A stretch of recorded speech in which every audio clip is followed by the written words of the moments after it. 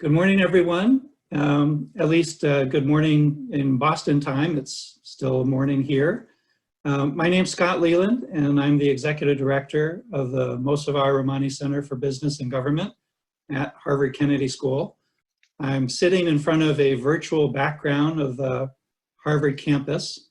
I hope that wherever you are during these crazy, chaotic, and challenging times that you are healthy and well. Today, I'm pleased to introduce Deb Gordon to talk to you about her book, The Healthcare Consumers Manifesto, How to Get the Most for Your Money. Deb Gordon has spent her career trying to level the healthcare playing field for consumers, and she now advises startups and innovators trying to make healthcare better for everyone. Deb is a seasoned executive specializing in healthcare innovation, strategy, marketing, communications, and growth. She's held a variety of executive roles in healthcare, including spending nearly a decade leading marketing for a health plan that served low and moderate income Massachusetts residents.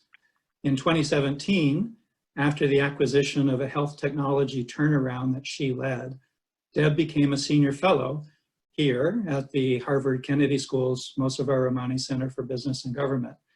And that's where she conducted extensive research on healthcare consumerism that led to her book, which I have right here, as long as it doesn't disappear into the virtual background.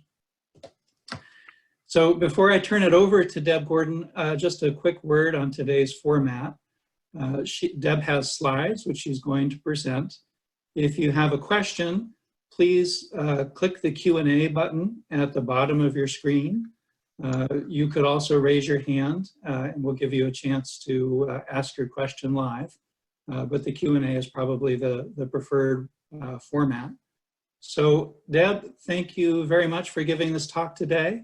And with no further ado, I'll turn it over to you.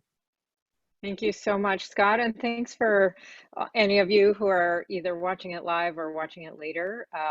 These are interesting times, and I appreciate the chance to speak about this book and the research that I did at the Kennedy School.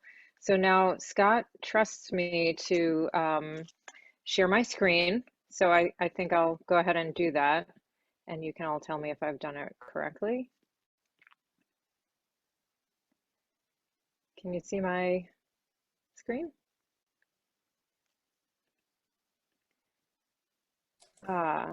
Being a senior fellow does not make one a technical genius, but I think we've got it. Is it?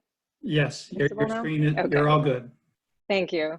So, like Scott said, I'm Deb Gordon. I spent 2 years as a senior fellow at the Kennedy School at the Mosavar Rahmani Center for Business and Government, and I really took that time to delve deeply into questions that had long been kind of the focus of my professional life, as well as sort of an intellectual curiosity and burning passion, which was really what makes healthcare work or not work for consumers, and what could we as an industry or set of thought leaders and experts do to make it work better.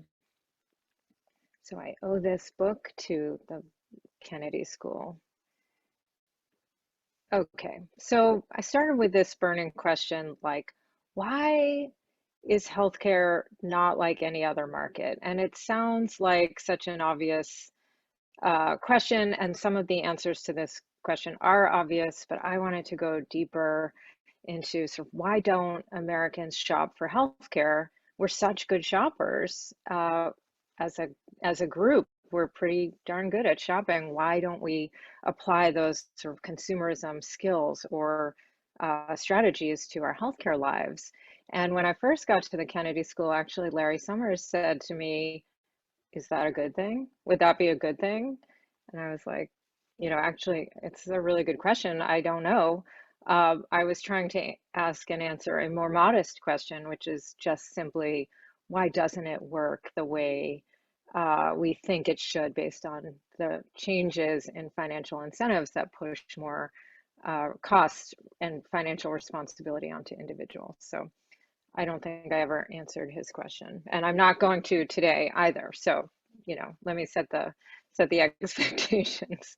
But I am going to share with you what I learned. So, as I said, some of the answers to that question of why don't we shop for healthcare are quite obvious and well documented. And in fact, Ken Arrow, the famed, beloved, renowned economist, kind of set the doctrine for this, set this notion that healthcare is too different, that the goods and services in healthcare just don't work and should, in a way, I'm probably not saying it exactly right, but basically the features of the healthcare market, if you will, may render it not really a market in the way of others, of other categories where consumers might kind of, where we might see more typical supply and demand forces at work. So here, there's massive information asymmetry between doctors and experts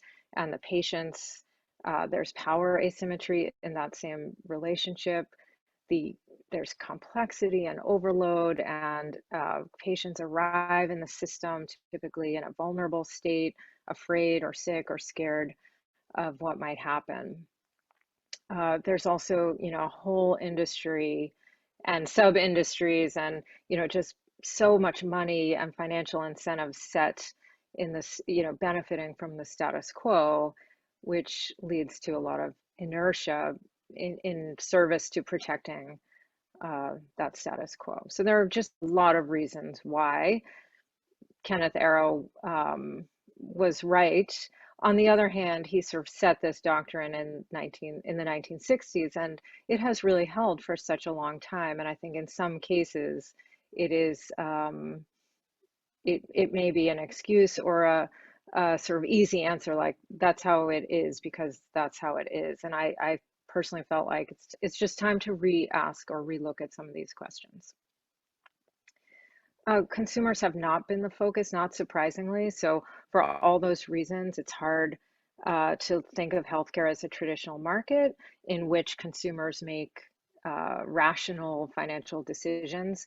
And so not surprisingly, the system has really not been set up to accommodate or encourage that kind of consumerism. So consumers pay a lot of the healthcare tab now, but it's still a relative minority share of the total healthcare bill. Health insurance has grown up around, in America, has grown up around employers and government payers, with a very small slice of the market being individuals choosing their own health insurance. And, information and power asymmetry are real factors. And I would say, based on my research, I would also say not only is it very difficult for consumers to sort of take charge of their healthcare lives and make empowered, informed decisions, not all consumers want to do that. And I think that's a really important dynamic or finding that helps explain kind of why things are the way they are. But what if consumers did sort of take a more empowered or engaged role in their healthcare decisions, financial decisions specifically? What if we thought of healthcare spending as our money? I would argue it is our money, no matter which way you slice it. And that's where I started. What would happen? What would it look like? And why should we care? So healthcare consumers, although we spend less of the total healthcare pie than other payers, we now spend about a third of healthcare costs out of pocket, healthcare and coverage costs out of pocket, and that's about $1 trillion, which, just for comparison's sake, is the equivalent of the GDP of Indonesia, roughly, or a little bit more than what we spend collectively at holiday time every year. So I think it's a lot of money and it warrants some attention. I would call it purchasing power. In any other market, I think it would be considered purchasing power. Consumers do make insurance choices even beyond that small slice that buys their own insurance. People are making decisions between even on employer coverage, my insurance or my partner's insurance, or on Medicare? Do I buy supplemental coverage or a Medicare Advantage plan, or none of the above? Those are all choices that consumers make. And, every day we decide, should we go to the doctor, take a prescription, fill a prescription, follow doctor's orders, quote unquote, or not? And all of those choices that we make do factor into the costs and outcomes of our healthcare system. I would also just add, as someone who spent a long time inside the industry, we spent a lot of time talking about patient-centeredness, patient-centered care, and so forth. And so to me, if you're going to have that as a value, stated value, you need to actually pay attention to the patients, quote unquote, the patients in that equation. But what is a healthcare consumer? Let's get some definitions before we go much farther. So to me, a healthcare consumer is someone who pays for part of or all of their healthcare coverage or their healthcare services. It's someone who decides whether or not to even get coverage or to go for care. It's someone who forms opinions about the value and quality of that care or coverage. And so to me, that's really all of us, one way or another, even if we don't realize we're making decisions. At every turn, whether we decide consciously or not, we are making these kind of decisions. And so to me, everyone goes into this category. We are all healthcare consumers.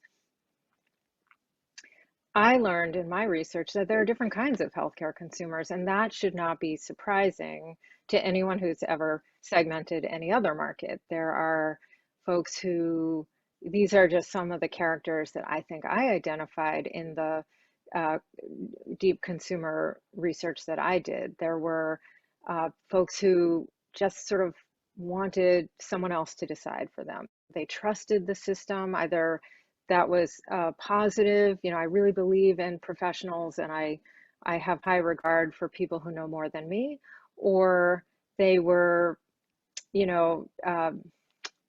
just sort of disaffected, if you will, from the system and felt like, well, there's nothing I can do anyway, so I'll just let it roll. I'll let whatever happens.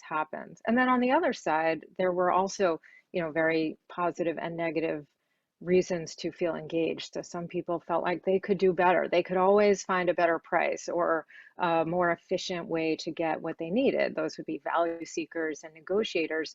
And other people who were sort of questioning in terms of they did not trust what they were being given, but felt that they themselves could research there and make informed decisions on their own efforts. So like any other consumer market, there are different kinds of consumers and they make different kinds of decisions. They also need different kinds of services or approaches. I want to spend some time on what I learned about healthcare consumer expectations. So if you believe the premise, or if you go with me on the premise that healthcare consumers matter, not least because we are all healthcare consumers, but really because the purchasing power is there, and the decisions consumers make can actually have a big impact on the cost and outcomes of the system. Then I think it really matters what is going on for healthcare consumers, and what can we learn about consumer expectations and feed that into how we think about improving the system moving forward. Now, I just showed you a slide with different kinds of healthcare consumers. I would say there were some very common themes across different categories of people and mindsets, and so that's what I'm sharing here. And I would say really that healthcare consumer expectations are not that different today from expectations in other categories, but they just have much higher stakes. I'm going to take you through some examples and some insights illustrated by real consumers that we interviewed for this study. So first, and I think very fundamental, people want clarity. They want to know, what are they buying? So here's a consumer and he says, let me just say it's not Kayak, the travel site. And purchasing healthcare could be more like that. So he has this idea that in other categories where there are complex decisions to be made, innovators have come in and commoditized those decisions or repackaged those decisions and made it kind of seamless or much easier for consumers. So if you've ever bought an airline ticket online, you know it's not a really simple thing. There are a lot of factors, but you as a consumer can more than handle it. So here's a healthcare consumer who thinks we should get that. He's really talking about health insurance. Clear pricing, and this is where most people start and actually stop in healthcare consumerism. So how can an individual make an informed and rational decision about a healthcare purchase if they don't know what the thing costs? And I think that's a very that is a good first principle. Like, we've got to get more clear about pricing. I think it's not enough though, and what I did some deep diving into why is it so hard. It's very hard for healthcare organizations to publish prices, and some of that's obvious. There's a lot of negotiation and a lot of codes and specific rules and just a lot of variables. But there are also a series of decisions and frankly, accounting practices that make those underlying systems very murky and complex. And so I think the just exposing prices is not enough. We have to get under the hood and really figure out why things cost what they do. And to preview of the book, there's some indication that not everyone, maybe nobody really knows, and that's part of the problem. So I had this great story. These consumers are all, I've just given them code names, aliases to protect their identities. But here's a man in sort of a middle-aged guy. He needs sinus surgery. He goes to a surgeon, and he several months later starts getting bills from all directions. And after the first bill, he thinks he's done. But then, the anesthesiologist sends him a bill, the facility sends him a bill, and he doesn't know when it's going to stop, and nobody has told him ahead of time what to expect. And he says, and I just think this sums it up so well, I can't think of another situation where you would sign up for a major purchase without knowing the price. And maybe that was fine when the consumer did not really pay for the cost of healthcare, or not a major part of the cost of healthcare. But this guy's on a high deductible plan. He's going to pay a good chunk of this money. And he's like, whose job is it? Oh, it turns out it's nobody's job to make sense of the cost for him. And that's really got to change. This seems also incredibly obvious, but I don't think we talk that much about it in healthcare, that consumers really want value. And I think we patronize consumers if we don't think they understand that they're not getting great value, especially as health insurance design moves more and more costs to consumers. So here's a young woman. Brooke is a young woman buying health insurance on a exchange, a marketplace for the first time.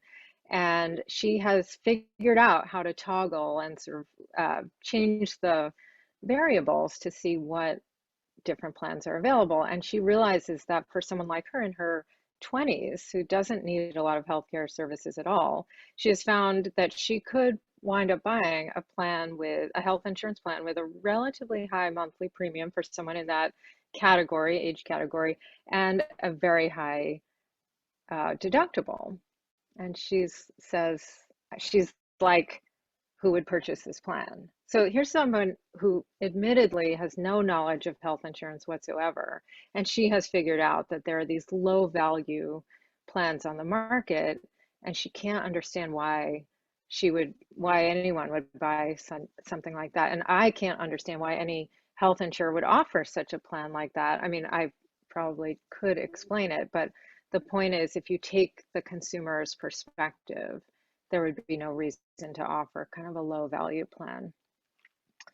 On the other end of the spectrum, here's Angela, is a mother of four, a married mother of four in her, let's say, middle age, and they have quote unquote good health insurance through her husband's job, and they have an $8,000 deductible, which they never meet. So there are 4 children and 2 adults in middle age. So they're always using something. Someone has broken a toe, or someone gets strep throat, or Angela herself needs knee surgery at one point in this. And she says they always go pretty close to the deductible, but they never get to the point where their health insurer is paying. They're paying out of pocket, nearly up to that $8,000 deductible. And she says, how in the world do you expect anyone to absorb this? And I think the next question is sort of who would keep paying? Now, there are catastrophic benefits, of course, but if you're a middle income family kind of struggling to make ends meet, and you need to make some hard decisions about your budget, this is going to raise some questions about the value of the insurance in the first place, even though it comes from an employer who's in theory a good employer. Okay, people of course want quality healthcare, but one of the really interesting findings I took away from my research was that consumers define it every which way. And I know from my industry days that it's really hard to define and measure like true healthcare quality. Because there's, again, as in everything I'm saying, so many variables, so much complexity, and it's very hard to measure outcomes and to know that's really a marker of quality, not the underlying severity of disease or something like that. So there isn't really a magic answer, a right answer to how we as an industry measure healthcare quality. And so then I thought, well, why don't we, pay a little more attention to how consumers define quality? So here's a woman, Bev. She talks about going to a really great dentist, and she said, I have a really great dentist. And I thought, well, how do you know? I started asking that question. She was the second interview I did. And then I asked everyone, sort of, how do you know if they said anything about the quality of their care? And she said, yeah, she's never had problems. So that's sort of a clinical outcome.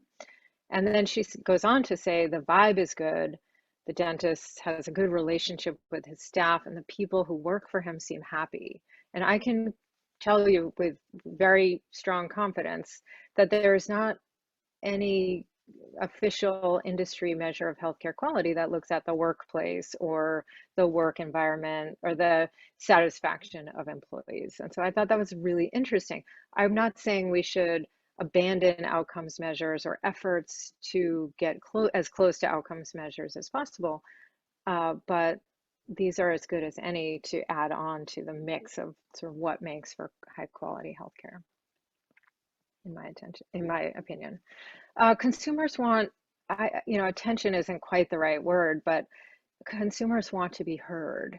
And I have a whole chapter about this and many, many stories of especially women who go through their healthcare lives without feeling heard. And so this is a woman, Paulette, in her early 60s, who has gone in her reporting literally 40 years in chronic pain before she gets a diagnosis of a connective tissue disorder. So it's a bit hard to pinpoint. And she says she could tell that physicians who didn't know what was wrong with me, and they couldn't fix me, and they didn't want to see me anymore. It's not their job. Their job is to fix people. They couldn't fix me. So she went for decades feeling overlooked and sort of pushed aside because her problem was squishy, unclear, and vague. And people really just want to be seen and heard and validated, even if their problems are non-specific. People want personalization or to feel, excuse me, more than a number or a protocol. So in healthcare, we are really proud of and stand up for evidence-based medicine. That's good. We think that's good. That moves quality forward. But to individuals, that is sometimes a detraction. So here's a woman, Andrea. She has, at the time I spoke to her, she had pancreatic cancer, and she had, prior to this quote, she has described going through kind of first line protocol driven care. And it didn't work. And so she wound up going off on her own with family support and kind of through her own wits and network and research alternative treatment approaches. And she winds up on a different therapy and she does very well. And she basically goes into remission. But she says she realized she always would just trust the doctors. And then this was her first experience where she realized she really needed to take charge of things for herself and figure out for myself how I want to be treated, where I want to be treated, and when. She did not want to feel like the protocol was limiting. It didn't work for her, and she felt like she didn't get the care or sort of personal custom solution that she needed. Integration, this is probably, might be my favorite quote in the whole book. We all have teeth. So this is another young woman who's like, why is my dental coverage separate? Why can't I get, why can't I get care for my mouth and my teeth? Isn't my mouth part of my body? And don't we all have that? So like, why is it separate? And there's a whole chapter on why it's separate, which I find really fascinating. But to a consumer, it's like, who cares? We all have teeth. We should be treated as one whole body. Same is true for mental health, where people really, spoke very openly about how critical mental health care was to them and how essential to their well-being it was. And so again, why is it so hard? There's another chapter on just that question. Why is it so hard to get mental health care, and how can folks, access it, even though it can be difficult? I talked to, I'm sure we all know stories of people who get sick and lose their jobs just when they, and as a result lose their health insurance just when they need it most. There's a phenomenon called job lock, where people stay in a job they may not love or may not be ideal for whatever reason, just to keep the benefits. There's data that folks who qualify for Medicare, there's a lot of businesses that start after that point. So it's very clear that health insurance benefits enable sort of economic mobility or workforce mobility. And here's a woman who actively, sort of explicitly calculates that to have a second baby, she better stay in this job that she doesn't love, because she knows her benefits are really good and she's not confident she can find comparable benefits on the other side. So I think this raises a lot of important questions. And I think right now is a moment where I think we're seeing the downside of how tied our healthcare and our health insurance benefits are to our jobs. As I think the job numbers, unemployment numbers came out again today, and they continue to go up at kind of staggering rates. I think this is a time to be asking this question. And fundamentally, just to sum up this section, consumers don't care how hard it is to meet expectations. They just expect things to work the way things work in other categories. So here's a woman who talks about ordering from Amazon or Nordstrom and having become accustomed to a level of service and care that, if something goes wrong, they're going to fix it. You just know they're going to fix it. And she says you don't get that level of customer service in the healthcare space. Like, why not? Why is that so hard? So these are the expectations consumers have, that the industry sort of rise to kind of basic standards that you would see in any other category. And it matters, actually. So this expectation of clarity, on the flip side, confusion costs. So Accenture estimated that confusion and health system complexity costs $4 billion a year, most of which is waste. And there are other studies that show if for folks who are considered health insurance illiterate or less literate, those people with less competency in health insurance, even the language of health insurance, make kind of worse decisions in terms of they overbuy insurance. So it costs individuals money, this complexity and lack of understanding. It also costs the industry money.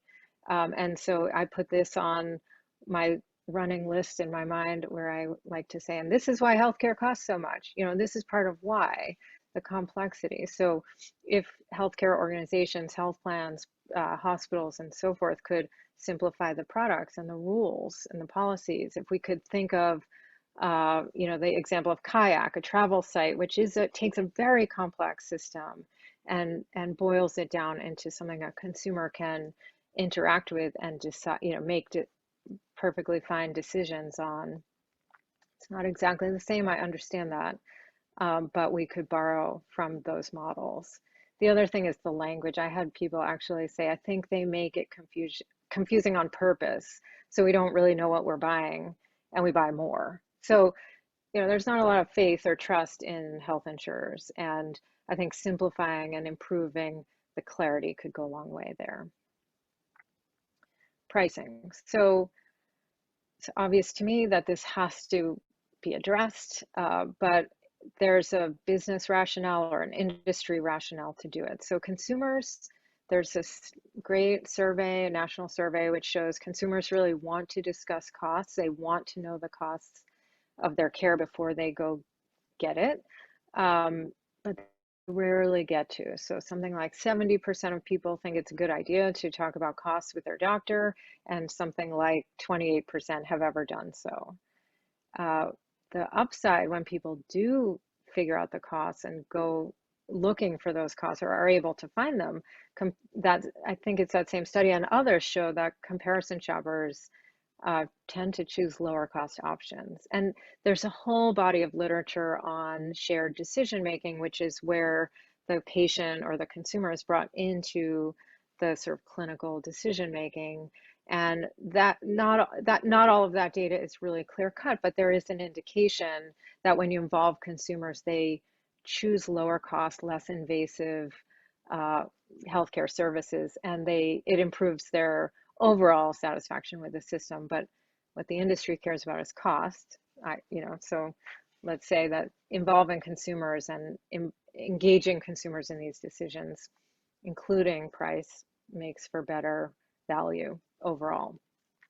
So this is a whole other talk about what would it mean for the industry to get real about pricing.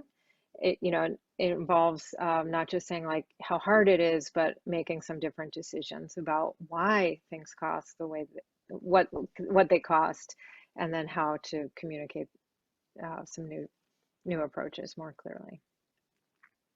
Value. There's a huge body of research that shows that consumers with burdensome, even modest cost sharing, so co-payments or co-insurance or deductibles, that consumers with those cost sharing components less care. That's sort of the point, but consumers don't distinguish between care they need and should get and is good for them in the long run and good for the system in the long run in terms of lowering long-term costs, and care that is frivolous or superfluous. So it's like a very blunt instrument, and it really starts to raise questions for people about what are they buying, why get insurance, and now without there are estimates and projections that insurance will drop off. That was a pre-COVID thing. Now it's certainly happening for other reasons. So, I think it's actually time for the industry to either be clear about what is cost sharing doing? What is it? It is meant to engage consumers in really being judicious about what healthcare they use. In fact, it just blunts the utilization, and some of that utilization should happen. So it's creating a huge burden on consumers, and I think it is raising long-term questions about why get insurance if it's going to create such burdens. I'm not saying that's the only reason or that's the right question even, but I'm saying that is what consumers are starting to wonder about. And so the industry, I think, and regulators need to acknowledge that, of course, there are other reasons to have insurance, catastrophic protection, but there's something getting missed in the implementation of these very costly designs. This one to me is kind of a no-brainer. It's not that hard. Turns out that when you feel good about your doctor, you trust them more, you're more likely to follow their recommendations. I interviewed, actually through the Kennedy School, I interviewed a doctor who said at one point she wound up having an accommodation for her own return to work after surgery, and she wound up with twice as much time for all of her clinical visits. And she said where a typical visit would be about 15 minutes, she now had 30 minutes, and she found that at minute 17, the real answer or the real reason for somebody's visit would come up, and that in having the luxury of time to listen better, she prescribed fewer medications, she sent people off for fewer tests, and she sent off fewer referrals. And so that's not a study of what is the impact of doctors who listen and who feel like they can take enough time to listen. But I think there's an indication that there might be some real value, not only to the interpersonal relationship, but to the cost of the system overall. So why should we bother with sort of meeting consumer expectations? I would say that consumer demands and preferences have shaped countless industries, and that the entrenched interests or institutions that benefit from the status quo are unlikely to change themselves or cede, value to a different party. So if I'm a health insurer and I'm making my money this way, I'm very unlikely to give over some of that value or some of that financial performance that I rely on to you, the consumer. And so this idea of consumer demand or sort of public pressure being an external force, that's going to need to happen for change, for real change to happen, for real change to come about. I think there's a lot of evidence, clear and suggestion that engaged consumers can help lower costs.